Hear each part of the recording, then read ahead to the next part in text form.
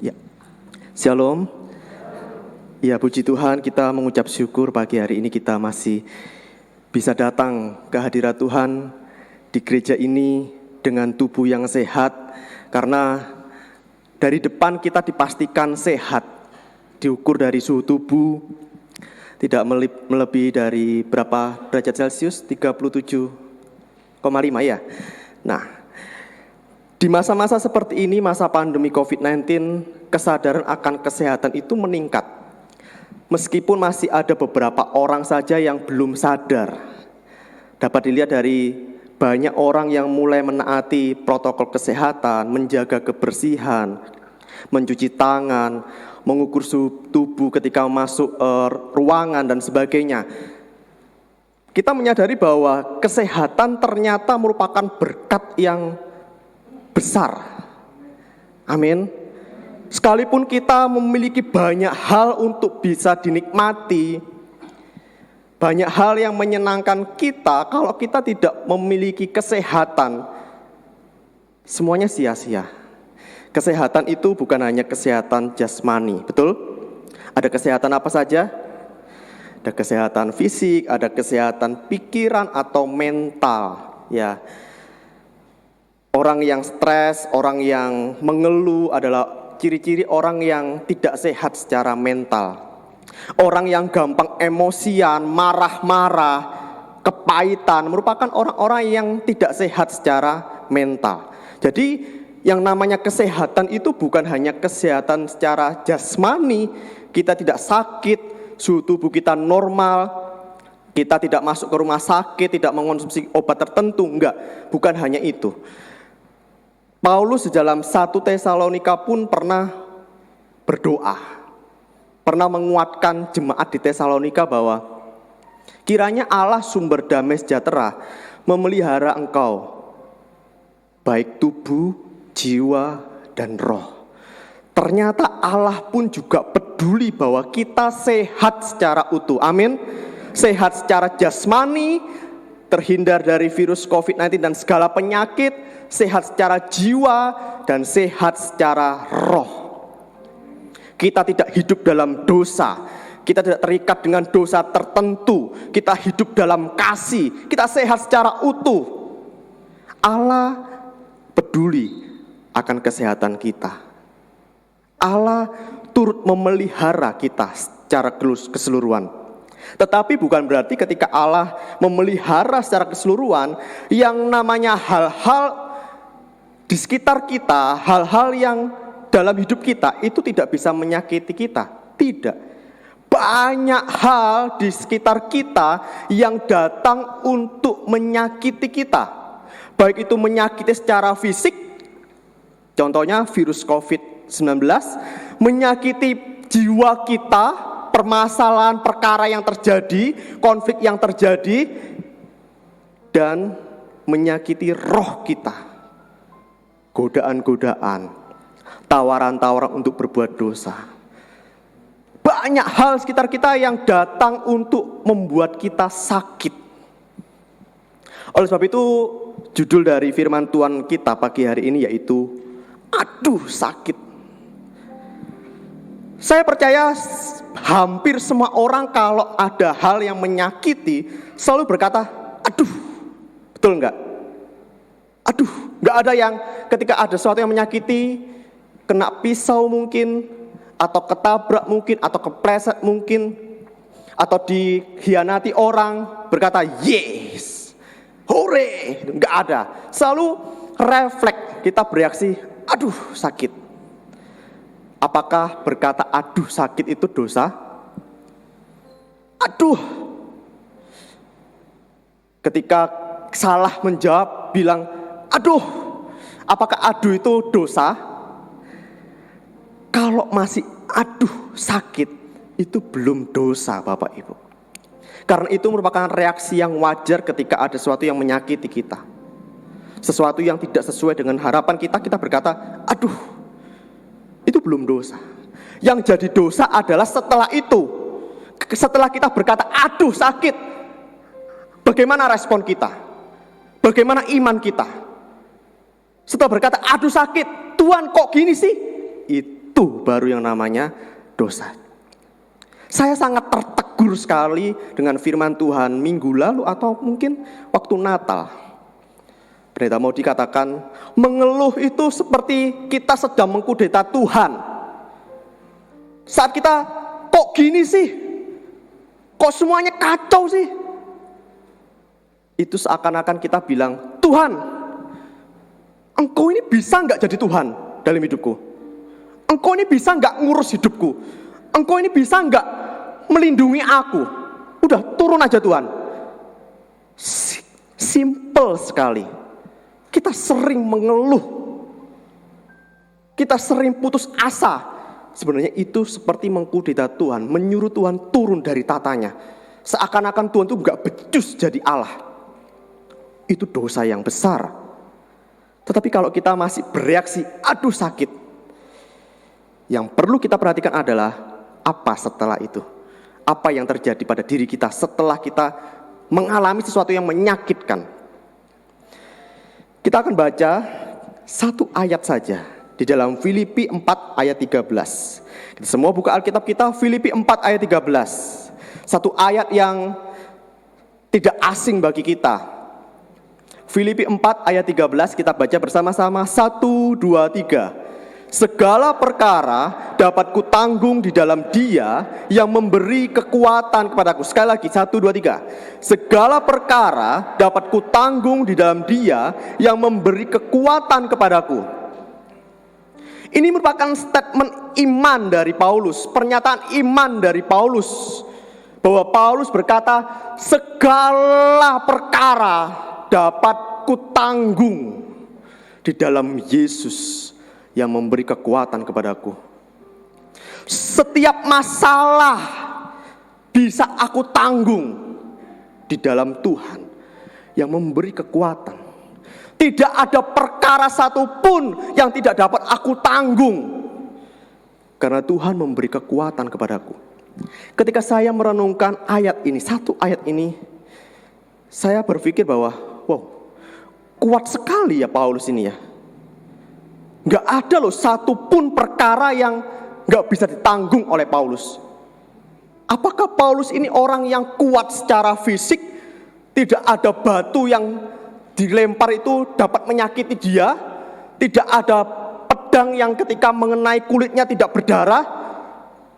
Tidak ada pengkhianatan yang dilakukan oleh orang lain yang dapat menyakiti perasaannya. Apakah Paulus orang yang super? Apakah Paulus orang yang anti dengan rasa sakit? Tidak. Paulus sama seperti kita. Dia dapat sakit, dia dapat disakiti. Banyak perkara yang dapat menyakiti dia. Ketika dia dilempari batu, dia hampir mati. Itu bukti bahwa dia itu juga sebenarnya memiliki kelemahan, sama seperti kita. Tetapi dia mengeluarkan pernyataan iman. Segala perkara dapat kutanggung. Katakan dalam hati kita masing-masing, segala perkara dapat kutanggung. Selama kita mendengarkan firman Tuhan pagi hari ini, pikirkan, renungkan, perkara apa yang saat ini terjadi, yang itu sangat menyakiti kita. Paling tidak ada satu perkara yang membuat kita lemah. Angkat itu dalam hati kita masing-masing saat ini juga. Entah itu konflik dengan pasangan, entah itu perkara ekonomi, entah itu masalah kesehatan, masalah apapun itu, angkat itu dalam hatimu. Dan sambil mendengarkan firman Tuhan, nanti Roh Kudus akan membantu kita apa yang harus kita lakukan.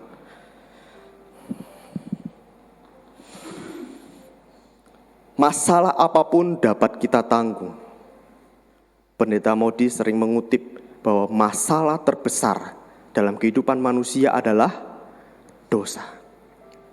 Itu semua dapat kita tanggung. Kalau orang tidak dapat menanggung perkara, itu orang yang menyerah, orang yang tidak berpengharapan, orang yang putus asa, orang yang mengeluh. Sekarang kita lihat dalam kehidupan kita, kita ini dapat menanggung perkara kita atau tidak. Lihat dalam kehidupan kita masing-masing, banyak mengeluhnya atau banyak bersyukurnya. Kalau banyak mengeluhnya berarti kita belum sama seperti Paulus yang berkata, segala perkara dapat kutanggung. Ternyata masalah sedikit, masalah dengan tetangga, dapat omongan yang tidak enak, kita langsung emosi, kita langsung lemah. Tidak dapat support dari orang tua, kita langsung putus asa. Berarti perkara-perkara itu tidak dapat kita tanggung. Berarti ada satu hal yang salah. Perkara yang datang dalam kehidupan kita itu bisa menyakiti kita. Oleh sebab itu, aduh sakit. Harapan saya ketika Bapak Ibu berkata aduh sakit, teringat dengan firman Tuhan ini. Ketika ada masalah yang menyakiti Bapak Ibu ingat firman Tuhan ini. Sebenarnya ketika kita masih bisa merasakan sakit, kita itu masih sehat. Percaya atau tidak, ketika kita masih bisa merasakan sakit, kita itu masih sehat. Ketika tangan kita kena pisau, lalu kita kesakitan, itu berarti kita masih sehat.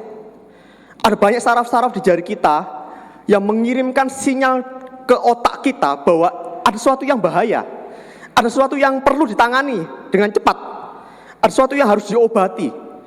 Itu berarti kita masih sehat. Tapi banyak orang yang sebenarnya punya sakit tapi nggak rasa sakit. Banyak kasus terjadi. Punya sakit lambung, sakit ginjal, dan banyak penyakit yang nggak dirasa. Tiba-tiba masuk ICU. Padahal sehat. Itu justru berbahaya Bapak Ibu. Jadi kalau Bapak Ibu sekarang ini bisa merasakan sakit di pinggang, sakit di kaki, bersyukur itu masih sehat. Jangan anti dengan yang namanya sakit.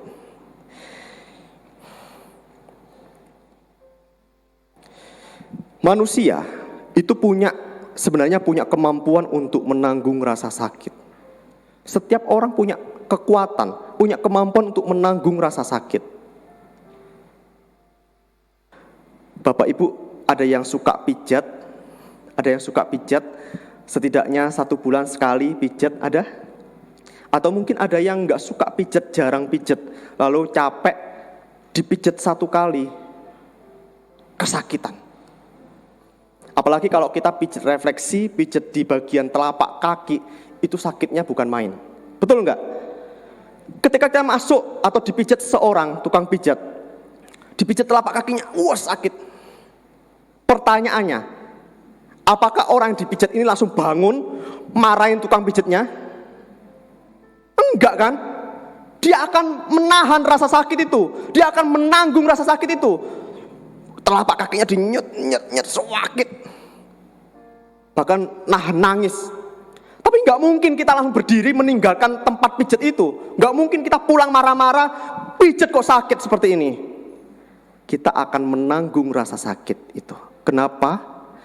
Karena kita sudah tahu tujuan dari pijat itu. Ketika seseorang telah menangkap tujuan dari rasa sakit itu, kenapa kok dipijat telapak kakinya kok sakit? Oh, ternyata ada sakit tertentu di dalam tubuh kita. Setelah orang tahu tujuannya, kita bisa menanggung rasa sakit itu. Ini loh, kebenaran firman Tuhan ternyata bisa dilihat dari kehidupan nyata, kehidupan sehari-hari. Dipijat-pijat sakit, kita masih bisa tahan. Kenapa? Nanti pulang dari pijat sehat. Nanti pulang dari pijat sembuh. Mbah-mbah yang suka nempel koyok di punggungnya, ya, di kakinya, di kepala, panas enggak? Panas enggak, Mbah? Ditempeli. Kita bisa nanggung rasa panas dari koyok itu. Kenapa? Kita tahu koyok itu bermanfaat untuk mengurangi rasa pegal, rasa sakit, rasa nyeri. Kita dapat menanggung hal-hal yang menyakiti kita.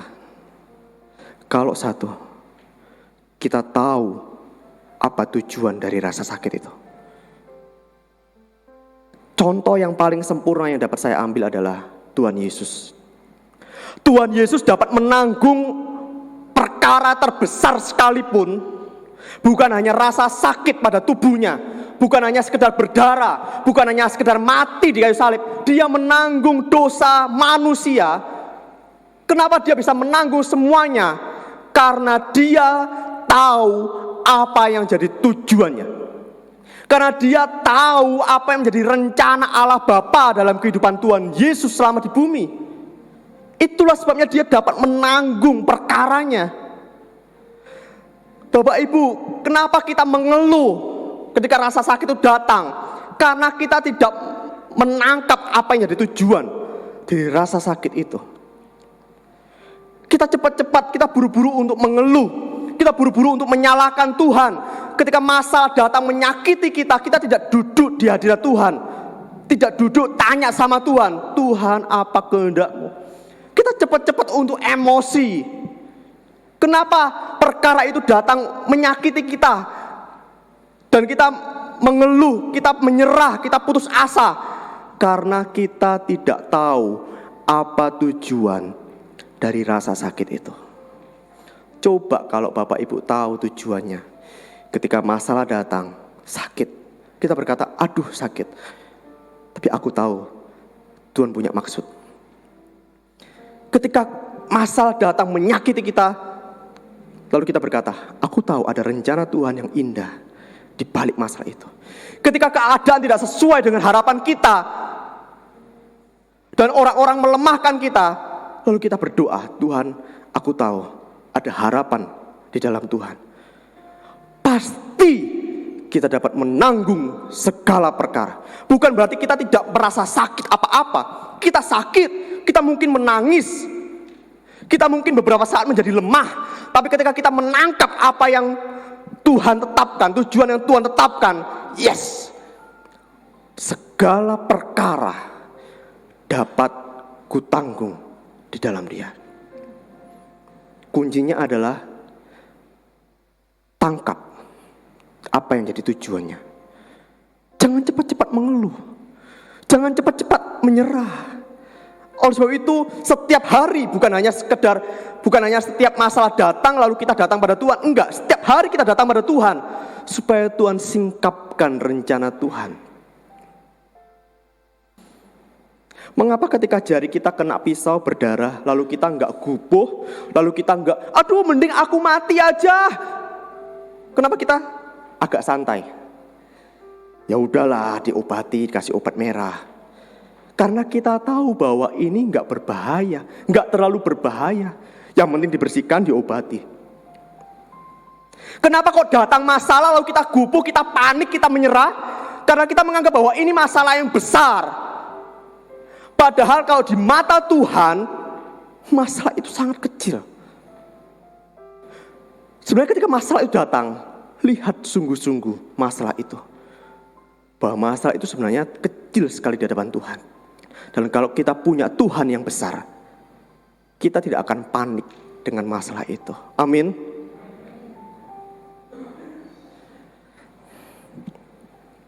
Setiap rasa sakit pasti ada tujuannya. Entah ada gaya hidup yang salah, pola makan yang salah, entah kita kurang istirahat, pasti ada maksudnya. Kepala kita pusing, pasti ada maksudnya. Oh, ini sinyal bahwa kita kurang tidur, sinyal bahwa kita sering begadang mungkin, sinyal mungkin kita salah makan, gak bisa kontrol mulut kita. Pasti ada maksud di balik semuanya itu. Ada sesuatu yang harus diubah. Masalah datang dalam kehidupan kita, itu pasti ada tujuannya, pasti ada maksudnya. Dan tujuan yang telah kita temukan dari rasa sakit itu akan memberi nilai kepada rasa sakit itu sendiri. Maksudnya apa? Ketika tadi dipijat, telapak kaki kita dipijat, aduh sakit. Tapi kita nangkep tujuannya adalah menyehatkan kita. Tujuan yang kita tahu tadi itu akan memberi nilai pada rasa sakit itu. Oh gak apa-apa sakit, sakit itu sehat. Ketika kita tahu tujuan Tuhan, rencana Tuhan di balik masalah, kita tahu, kita tangkap betul. tujuan yang kita tangkap tadi akan memberi nilai pada rasa sakit dari masalah yang terjadi. Lalu kita berkata, oh masalah ini merupakan berkat Tuhan. Oh masalah ini merupakan cara Tuhan untuk membentukku, memprosesku. Tujuan itu akan memberi nilai pada rasa sakit itu. Sehingga masalah bukan hanya sekedar menyakiti, tapi kita bisa melihat nilai plus dari masalah itu. Kita bisa melihat nilai plus dari rasa sakit itu. Itulah sebabnya Paulus bisa berkata segala perkara dapat kutanggung. Karena Paulus tahu di dalam Tuhan segala sesuatu terkontrol, terkendali. Ada Tuhan yang besar yang mengendalikan kehidupan Paulus. Itulah sebabnya Paulus bisa menanggung segala perkara. Bukan karena dia kuat, tapi dia tahu Tuhan pegang kendali penuh kehidupannya. Pasti ada maksud, rencana, tujuan Tuhan di balik masalah itu. Dan setelah kita tahu tujuan itu, kita akan dapat mengambil pesan, menyimpulkan kenapa aku bermasalah dengan istriku, dengan anak-anakku. Oh, pesannya adalah ini, ada dosa. Oh, masalahnya adalah ini, aku tidak mengasihi, aku egois. Ada sinyal yang dikirimkan kepada kita untuk kita tangani. Jangan anti dengan yang namanya masalah. Berdamailah dengan masalah itu. Karena tidak ada satu masalah pun yang datang dalam kehidupan kita di luar kehendak Tuhan. Amin. Tuhan punya maksud, entah itu menegur kita, mengingatkan, membentuk kita, mengikis karakter-karakter yang tidak baik. Tuhan selalu punya maksud. Tuhan punya maksud mempersiapkan kita agar kita siap menerima berkat dari Tuhan. Selalu ada tujuan di balik rasa sakit dari perkara, dari sebuah masalah.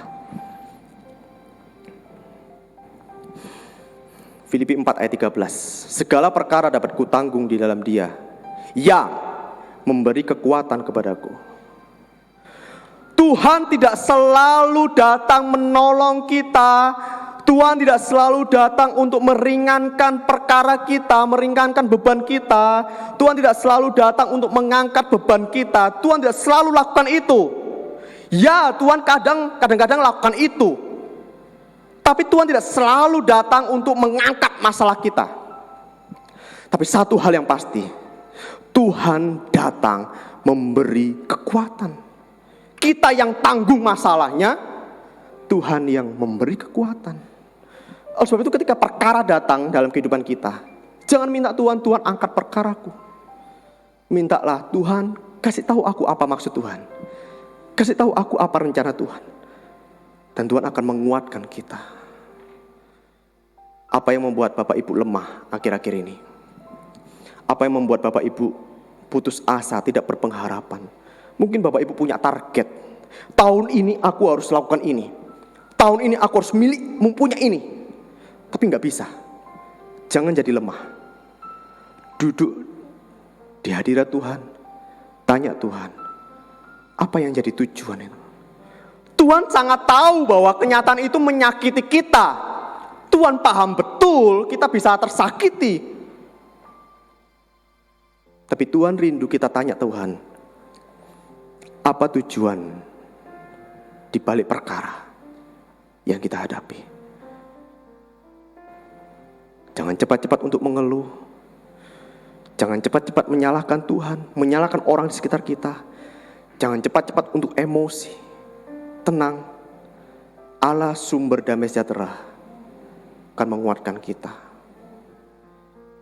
Kiranya Tuhan memberkati kita melalui firman-Nya. Kita pujikan, bagi Tuhan tak ada yang mustahil. Kita harus yakin setiap firman Tuhan yang kita dengarkan, kita harus percaya teguran Tuhan bagi hari ini. Kita bawa perkara kita di hadapan Tuhan. Tuhan sangat memahami bahwa kita tersakiti. Tanya Tuhan, Singkapkan mataku Tuhan agar aku melihat rencana Tuhan. Haleluya. Buat kami yakin akan rencana-Mu Tuhan. Ku yakin saat Kau berfirman, ku menang saat Kau bertindak. Hidupku hanya ditentukan oleh perkataanmu.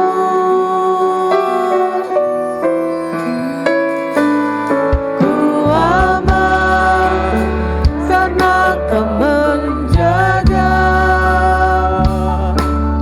Ku kuat karena Kau menopang. Hidupku hanya ditentukan oleh kuasa-Mu.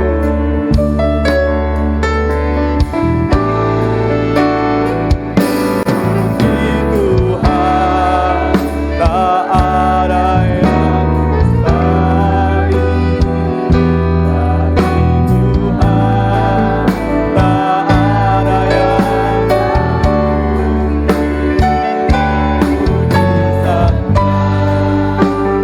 sediakan bagiku.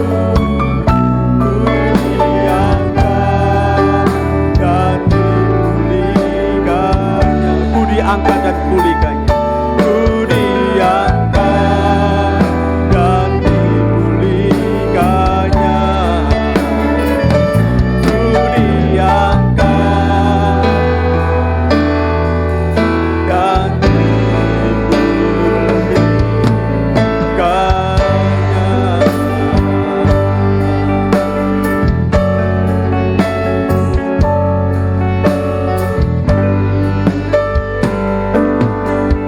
Terima kasih.